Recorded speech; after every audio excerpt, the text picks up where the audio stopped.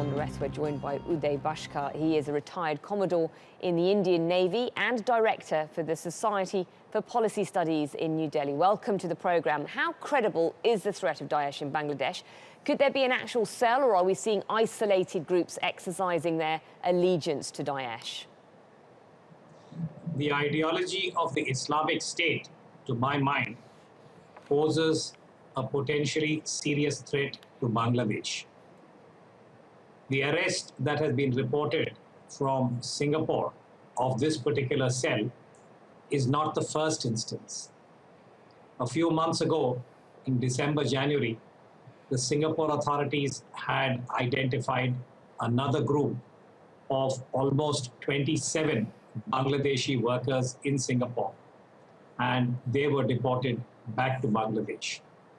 So to me, as an analyst, what is significant is that in South Asia, the politics of Bangladesh, which is very binary in terms of the ruling party and the principal opposition, the BNP, is a very conducive ecosystem in terms of domestic politics for the ideology of the Islamic State to gain support, which is why you find that in construction sites, such as in Singapore, there are a number of Bangladeshi workers who are gravitating towards the Daesh and also now making plans to attack certain targets in Bangladesh. So potentially, it is a serious threat.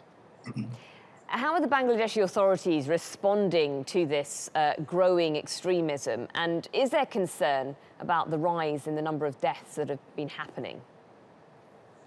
If you look at the last year, there are 8 incidents of violence and killing, including some foreigners, that have been claimed by groups who owe their allegiance to the ideology of the Islamic State or the Daesh. But there is a certain contradiction here, which is that the Prime Minister of Bangladesh, Sheikh Hasina, whenever she has been asked about this, does not acknowledge that the IS has a presence in Bangladesh.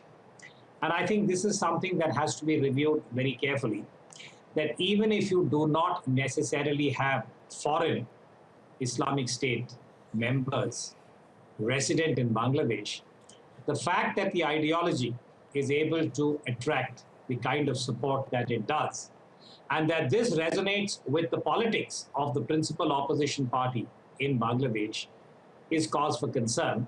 And I think a certain degree of concerted regional cooperation, for instance, as we have seen between Singapore and Bangladesh in this instance, is the direction in which all the countries in the region should be engaged. Okay. Asha?